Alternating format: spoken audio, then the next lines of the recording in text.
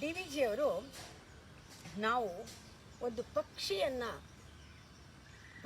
ಮಾರ್ಗವನ್ನು, ಪಕ್ಷಿಯ ಜೀವನವನ್ನು ನೋಡಿ ನಾವು ಯಾವ ರೀತಿ ಕಲಿಬೇಕು ಅಂತ ಹೇಳ್ತಾರೆ.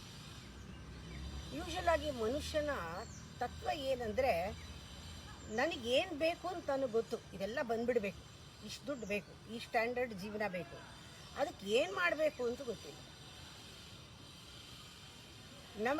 ನಮಗಿಷ್ಟು ದುಡ್ಡು ಬರಬೇಕು, ನಮಗಿಷ್ಟು ಖರ್ಚಿದೆ, ನಮಗಿಷ್ಟು ಬಂದರೆ ನಾವು ಸುಖವಾಗಿರ್ತೀವಿ ಅಂತ ನಾವು ಕ್ಯಾಲ್ಕುಲೇಟ್ ಮಾಡ್ತೀವಲ್ಲ, ಇದೆಲ್ಲ ಇದ್ದರೆ ನಾವು ಇಷ್ಟು ಚೆನ್ನಾಗಿರ್ಬೋದು, ಅದು ಓಕೆ.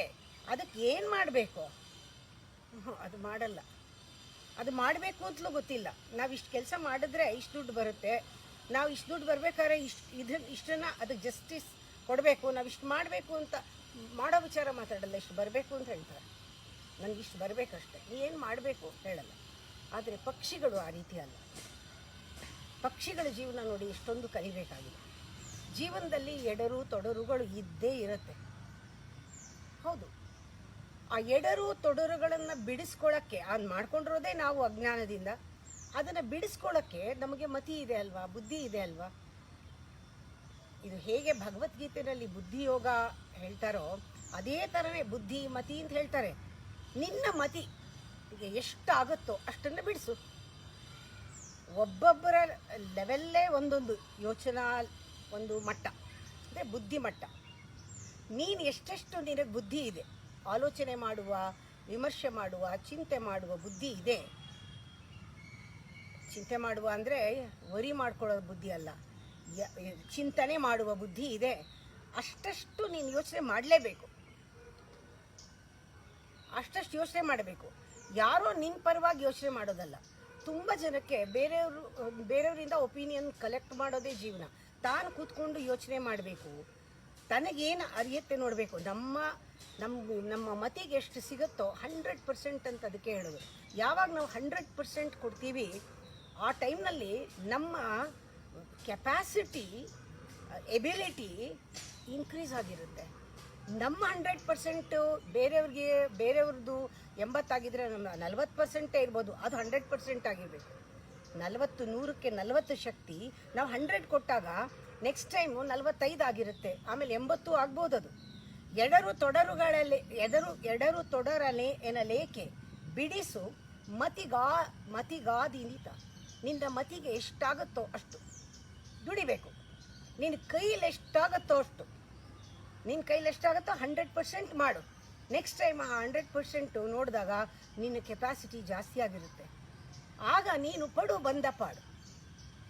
ಇಷ್ಟೆಲ್ಲ ಮಾಡಿದ್ಮೇಲೆ ಬಿಡು ಮಿಕ್ಕದನು ವಿಧಿಗೆ.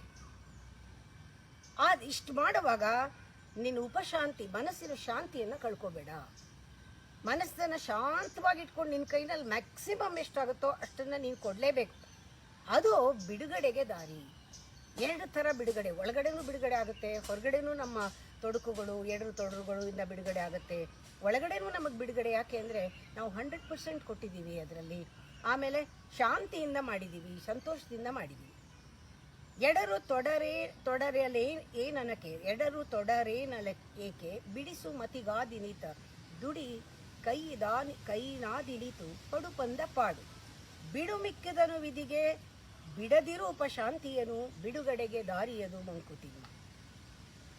ನಮಗೇನಾಗಬೇಕು, ನಾವು ದುಡ್ಡು ಬರೋಕ್ಕೆ ಮುಂಚೆ, ನಮಗೆ ಕೆಲಸ ಮಾಡೋಕ್ಕೆ ಮುಂಚೆ ನಮಗಿಷ್ಟು ಬರಬೇಕು ಅಂತ ನಾವು ಅಂದ್ಕೊಂಡ್ಬಿಟ್ಟು ಕೆಲಸ ಮಾಡ್ತೀವಿ. ನಮಗೆ ರಿಸಲ್ಟ್ ಓರಿಯೆಂಟೇಷನ್. ನಾವು ಹಕ್ಕಿನ ನೋಡಿ, ಯಾವತ್ತಾದ್ರೂ ಅದು ಮುಂದಿನ ಯೋಚನೆ ಮಾಡುತ್ತಾ? ಹಕ್ಕಿ ಮುನ್ನರಿಯುವುದೇ ತನ್ನ ಪಯಣದ ತೆರೆನ. ಯಾವತ್ತಾದರೂ ಹಕ್ಕಿ ಯೋಚನೆ ಮಾಡುತ್ತಾ? ಏನೂ ಇಲ್ಲ, ಸುಮ್ಮನೆ ಹಾರುತ್ತೆ. ಇಕ್ಕುವರಾರದನು ಕರೆದು ತಿರುಪೆಯೇನು. ಯಾರು ಕರೆದು ಅದಕ್ಕೆ ರೆಡಿಯಾಗಿದೆ, ಬಾ ಊಟ ಹಾಕ್ತೀನಿ ಅಂತ ಹಾಕೋರಿಲ್ಲ. ಅದು ರೆಕ್ಕೆ ಬಂದಂಗೆ, ಅದು ರೆಕ್ಕೆ ಹೊಡ್ಕೊಂಡು ಹೋದಾಗೆ ಅದು ಹೋಗ್ತಾ ಇರುತ್ತೆ, ಸಿಕ್ಕಿದ್ದನ್ನು ತಿಂತಾ ಇರುತ್ತೆ. ಈ ಥರ ಒಂದು ಆಳವಾದ ವ್ರತ. ನಾವು ನಾಳೆ ಏನು ಸಿಗುತ್ತೆ, ನಮಗೇನು ಬರುತ್ತೆ ಅಂತ ಯೋಚನೆ ಮಾಡಿದೆ.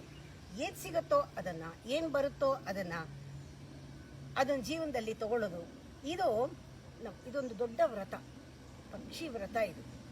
ಹಕ್ಕಿ ಮುನ್ನರಿಯುವುದೇ ತನ್ನ ಪಯಣದ ತೆರೆನ, ಇಕ್ಕುವರದಾರನ ಅದನ್ನು ಕರೆದು ತಿರುಪೆಯನು. ರೆಕ್ಕೆ ಪೋದಂತೆ ಅಲೆದು ಸಿಕ್ಕಿದುಡುವುದು ತಕ್ಕುದಾ ವ್ರತ ನಿನಗೆ ಮಂಕುತಿಮ್ಮ. ಅಂಥ ವ್ರತನೇ ಮನುಷ್ಯನಿಗೆ ಬೇಕಾಗಿರೋದು. ಅದೇ ತಕ್ಕದ ವ್ರತ ನಿನಗೆ. ಏನು ಸಿಗತ್ತೆ ಅಂತ ಅಂದ್ಕೊಂಡು ಹೋಗಬೇಡ. ಅದ್ರ ಹಿಂದೆ ನೀ ಹೋಗು, ಸಿಗತ್ತೆ, ಸಿಕ್ಕಿದ್ದನ್ನು ತಿನ್ನು. ನೋಡಿ, ಹಕ್ಕಿ ಬರ್ತಾ ಇರುತ್ತೆ, ಏನೋ ಕಣ್ಣು ನೋಡುತ್ತೆ, ಎಲ್ಲಿಂದನೋ ನೋಡುತ್ತೆ, ಅದನ್ನು ಹಿಡಿಯತ್ತೆ, ಒಂಥರ ದಿಗಲ್ ಮಾಡಿಕೊಂಡು ಓಡೋಗುತ್ತೆ, ಯಾರು ಹಿಡ್ಕೊಂಬಿಟ್ರೆ ಅಂತ. ಯಾವಾಗಲೂ ಅಭಯ. ಏನೋ ನೆನೆಯುತ್ತೆ, ಸರ್ವಂತ ಹಾರುತ್ತೆ. ಬಾನೊಳಗೆ ಹಕ್ಕಿ ಆಡೋದು ನಿತ್ಯ ಅನುಭವ ಅಲ್ವಾ ಅದಕ್ಕೆ. ಇದಕ್ಕಿಂತ ನಾವು ಹೆಚ್ಚ? ಬಾನಲ್ಲಿ ಹೇಗೆ ಹಾರುತ್ತೆ ಪಾಪ, ಅದಕ್ಕಿಂತ ನಾವು ಹೆಚ್ಚ? ಏನೋ ಕಣ್ಣನು ಪಿಡುವುದೇನೋ ದಿಗಿಲಾಗಿಪುದು, ಏನೇನೋ ನೆನೆದು ಸರ್ರನೆ ಹಾರುವುದು. ಬಾನೊಳಗಾಡುವ ಹಕ್ಕಿಗಿದುವೆ ನಿತ್ಯಾನುಭವ. ನೀನದನ್ನು ಮೀರಿ ಹೇಯ ಮಂಕುತಿಮ್ಮ. ಇದನ್ನು ಮೀರಿದ್ದ ನಿನ್ನ ಜೀವನ. ಹಕ್ಕಿಗೆ ಏನು ಗೊತ್ತು ನಾಳೆ, ಏನು ಗೊತ್ತು ನೆಕ್ಸ್ಟ್ ಮೂಮೆಂಟು. ಹೋಗ್ತಾ ಇರುತ್ತೆ, ಯಾರೂ ಕರೆದು ಊಟ ಹಾಕೋರಿಲ್ಲ.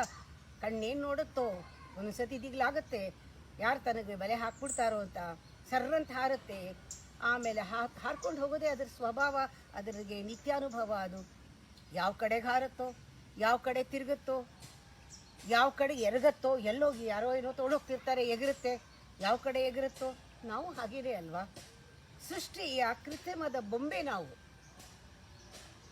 ಜೀವನದ ಮಾರ್ಗ ಏನು ಅನ್ನೋದು ನಮಗೆ ಊಹಿಸಕ್ಕೆ ಆಗೋದು. ಅನೂಹ್ಯ ಅಂತಾಳೆ. ಅನೂಹ್ಯ ಅಂದರೆ ಊಹಿಸಕ್ಕಾಗದೇ ಇರೋದು. ಆವ ಕಡೆ ಹಾರುವುದೋ, ಆವ ಕಡೆ ತಿರುಗುವುದು, ಆವಾಗಳಾವ ಕಡೆಗೆ ಎರಗುವುದೋ ಹಕ್ಕಿ. ನಾವು ಅಂತೆಯೇ ಸೃಷ್ಟಿ ಕೃತ್ರಿಮದ ಕೈಗೊಂಬೆ. ಜೀವ ಮಾರ್ಗ ಅನ್ಯೂಹ್ಯ ಮಂಕುತಿಮ್ಮ. ಊಹೆ ಮಾಡೋದಕ್ಕಾಗೋದಿಲ್ಲ, ಊಹೆ ಸಿಗೋದಲ್ಲ ಅದು. ಯಾವ ರೀತಿ ಅದು ಅಟ್ಯಾಕ್ ಮಾಡುತ್ತೆ, ಯಾವ ರೀತಿ ಅದು ತೊಗೊಂಡು ಹೋಗುತ್ತೆ, ಇದೆಲ್ಲ ನೋಡ್ತಾ ಇದ್ದರೆ ನಾವು ಹಾಗೆ ಅಲ್ವಾ. ಎಷ್ಟೋ ಸತಿ ನಾವು ಒಳ್ಳೆಯದನ್ನು ಮಾಡ್ತಿರ್ತೀವಿ, ಆದರೆ ಆ ಒಳ್ಳೆಯದಕ್ಕೆ ನಮಗೆ ಒಳ್ಳೆಯದು ತಕ್ಷಣ ಆಗಬೇಕು ಅಂತಿಲ್ಲ. ಅದೇ ಹೇಳೋದು, ಆ ಲೆಕ್ಕ ಯಾವಾಗ ಅದು ಫಲ ಕೊಡುತ್ತೆ ಗೊತ್ತಾಗಲ್ಲ. ನಾನಿಷ್ಟು ಒಳ್ಳೇದು ಮಾಡಿದೆ, ನನಗೆ ಕೆಟ್ಟದಾಗ್ತಿದೆ ಅಂದರೆ, ಹೌದು, ನೀವು ಒಳ್ಳೇದು ಮಾಡಿದ್ದು ನಿಮಗೆ ಈಗಲೇ ಒಳ್ಳೇದಾಗಬೇಕು ಅಂತಿಲ್ಲ. ಯಾವತ್ತೋ ಒಳ್ಳೇದಾಗತ್ತೆ ಬಿಡು. ಇವಾಗ ಕೆಟ್ಟದಾಗಿದ್ದರೆ ನೀನು ಇವಾಗ ಮಾಡಿದ್ದಕ್ಕೆ ಕೆಟ್ಟದಾಗಲಿಲ್ಲ, ಒಳ್ಳೆ ಕೆಲಸಕ್ಕೆ ಕೆಟ್ಟದಾಗಲಿಲ್ಲ.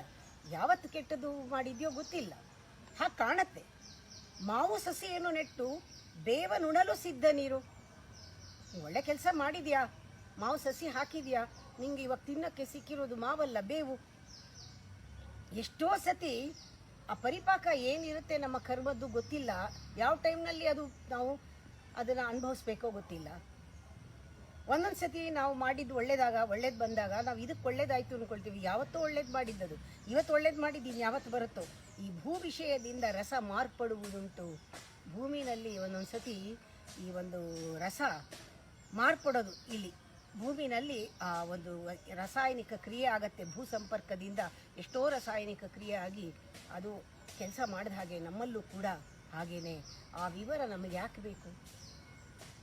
ನಾವು ಮರ ಹಾಕೋದು, ಮಾವಿನ ಮರ ಹಾಕೋದು ನಮ್ಮ ಕೆಲಸ, ನಮ್ಮ ಜೀವನದಲ್ಲಿ ಒಳ್ಳೆ ಕೆಲಸ ಮಾಡೋದು ನಮ್ಮ ಧರ್ಮ. ಕೆಟ್ಟದಾಗತ್ತೆ ಅನ್ಕೋ, ಕೆಟ್ಟದ್ದು ಯಾಕೆ? ಕಹಿ ಬಂತು, ಅದರಿಂದ ಬಂದಿಲ್ಲ, ಏನಕ್ಕೋ ಬಂದಿದೆ, ಏನೋ ಯಾವುದೋ ಒಂದು ಕೆಮಿಸ್ಟ್ರಿಯಲ್ಲೋ ಚೇಂಜ್ ಆಗಿದೆ. ಆ ವಿವರ ನಮಗೆ ಬೇಡ. ಅದು ತೋಟದ ಮಾಲೀಕನಿಗೆ, ತೋಟದ ಒಡೆಯನಿಗಿರಲಿ.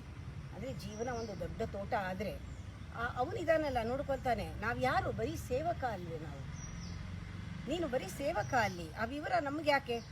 ಮಾವು ಸಸಿಯನ್ನು ನೆಟ್ಟು ಬೇವುಣಲು ಸಿದ್ಧನಿರು, ಭೂ ವಿಷಯದಿಂದ ರಸ ಮಾರ್ಪಡುವುದುಂಟು. ಆ ವಿವರ ನಿನಗ್ಯಾಕೆ? ತೋಟದೊಡೆಯನಿಗಿರಲಿ, ಸೇವಕನು ನೀನಲ್ವೇ ಮಂಕುತಿಮ್ಮ. ಈ ಭಾವ ಯಾವತ್ತು ನಮಗೆ ಬರುತ್ತೋ, ಇವು ಬೇಕಾದಷ್ಟು ಉದಾಹರಣೆಗಳನ್ನ ಕೊಟ್ಟಿದ್ದಾರೆ. ನಾಯಿಗೂ ಹೋಲಿಸಿದ್ದಾರೆ, ಪಕ್ಷಿಗೂ ಹೋಲಿಸಿದ್ದಾರೆ, ಕ್ರಿಮಿಕೀಟಗಳಿಗೆ ಹೋಲಿಸಿದ್ದಾರೆ, ದೇವ್ರಿಗೂ ಹೋಲಿಸಿದ್ದಾರೆ. ನಮ್ಮನ್ನು ನಾವು ನೋಡ್ಕೊಳ್ತಾ ಇದ್ದರೆ ಪ್ರತಿಯೊಂದರಲ್ಲೂ ನಮ್ಮ ಜೀವನಕ್ಕೆ ಉದಾಹರಣೆ ಸಿಕ್ಕೇ ಸಿಗುತ್ತೆ. ನೀನು ಸೇವಕ, ನಿನ್ನ ಕೆಲಸ ಏನು? ಎಲೆ ಎತ್ತೋ ಗುಂಡ, ಎಲೆ ಎತ್ತು, ಎಷ್ಟು ಜನ ಊಟ ಮಾಡಿದ್ರು ನಿನಗೆ ಯಾಕೆ ಅನ್ನೋ ಗಾದೆ ಥರ ಆ ವಿವರ ನಮಗೆ ಯಾಕೆ? ನೀ ತೋಟದ ಮಾಲೀಕನ? ಅಲ್ಲ, ತೋಟದ ಮಾಲೀಕ ಒಬ್ಬ ಇದ್ದಾನೆ. ನಮ್ಮಲ್ಲಿ ಆ ಭೂರಸ ಹೇಗೆ ಬದಲಾವಣೆ ಮಾರ್ಪಡುತ್ತೋ ಹಾಗೆ ನಮ್ಮ ಕರ್ಮಗಳು ಏನೇನೋ ಒಳಗಡೆ ಕೆಮಿಸ್ಟ್ರಿ ನಡೀತಾ ಇದೆ. ನೀನು ಒಳ್ಳೆ ಕೆಲಸ ಮಾಡಿದಾಗ, ಮಾವು ಹಾಕಿದಾಗ ತಿನ್ನಕ್ಕೆ ಬೇವು ಸಿಗ್ಬೋದು, ಸಿದ್ಧ ಇರು. ಬರೀ ಮಾವೇ ಕೇಳಬೇಡ. ಒಂದೊಂದು ಸತಿ ನೀನು ಕೆಟ್ಟ ಕೆಲಸ ಮಾಡಿದ್ರು ನಿಂಗೆ ಒಳ್ಳೇದಾಗತ್ತೆ. ಅವಾಗ ಕೆಟ್ಟ ಕೆಲಸನೇ ಮಾಡ್ತಾ ಹೋಗಬೇಡ. ನೀನು ಒಳ್ಳೇದು ಯಾವುದೋ ಪುಣ್ಯ ಜ್ಞಾಪಿಸ್ತಾ ಇದ್ದೆ ನಿನಗೆ, ಯಾವುದೋ ಪುಣ್ಯ ಮಾಡಿದ್ಯಾ, ಬಚಾವಾಗಿದೆಯಾ, ಮತ್ತೆ ಮಾಡೋಕ್ಕೆ ಹೋಗಬೇಡ ಅಂತ ಅದು ತಿಳ್ಕೊಬೇಕಲ್ಲ. ಆ ಹಕ್ಕಿ ಯಾವ ಕಡೆ ಹಾರುತ್ತೆ ಅಂತ ಅದಕ್ಕೆ ಗೊತ್ತೇ ಇಲ್ಲ, ಯಾವ ಕಡೆ ಎರಗತ್ತೆ. ಜೀವನದ ಒಂದು ಮಾರ್ಗ ಏನಿದೆ ನಮ್ಮದೆಲ್ಲ ಊಹೆ ಮಾಡ್ಕೊಳ್ಳೋಕ್ಕೆ ಸಾಧ್ಯ ಇಲ್ಲ. ಅದು ಅನೂಹ್ಯ, ಊಹೆ ಮಾಡ್ಕೊಳ್ಳೋಕ್ಕೆ ಸಾಧ್ಯ ಇಲ್ಲ. ನಮ್ಮ ಮುಂದಿನ ಪಯಣ ಏನು ಅಂತ ಗೊತ್ತಿಲ್ಲ. ಯಾರು ಕರೆದು ಊಟ ಹಾಕ್ತಾರೋ, ಯಾರು ಋಣ ಇದೆಯೋ ನಮಗೆ ಗೊತ್ತಿಲ್ಲ. ನಾವು ರೆಕ್ಕೆ ಬಂದಂಗೆ ಹೋಗ್ತಿರ್ತೀವಿ. ಈ ಥರ ಇದ್ದಾಗ ನಮಗೆ ಕಂಪ್ಲೀಟ್ ಬಿಡುಗಡೆ ಇರುತ್ತೆ. ಆದರೆ ನಾವು ಉಪಶಾಂತಿಯನ್ನು, ಮನಸ್ಸಿನ ಶಾಂತಿಯನ್ನು ಬಿಟ್ಕೊಡದೆ ಎಲ್ಲ ನಮ್ಮ ಮ್ಯಾಕ್ಸಿಮಮ್ ಕೆಲಸ, ಮ್ಯಾಕ್ಸಿಮಮ್ ದೇಹ ಶಕ್ತಿಯನ್ನು ಕೊಟ್ಟು ಕರ್ಮ ಮಾಡಬೇಕು. ಮ್ಯಾಕ್ಸಿಮಮ್ ಬುದ್ಧಿಶಕ್ತಿಯನ್ನು ಕೊಟ್ಟು ನಮ್ಮ ತೊಡರುಗಳನ್ನ ನಾವೇ ಮಾಡಿಕೊಂಡಿರೋದನ್ನು ನಾವೇ ಬಿಡಿಸ್ಕೊಳ್ಬಹುದು. ಈ ರೀತಿ ನಮ್ಮ ಪೂರ್ತಿ 100% ಕೊಟ್ಟಾಗ ನಾವು ಬೆಳಿತೀವಿ, ಜೀವನದಲ್ಲಿ ವಿಕಾಸ ಆಗ್ತಾ ಹೋಗ್ತೀವಿ.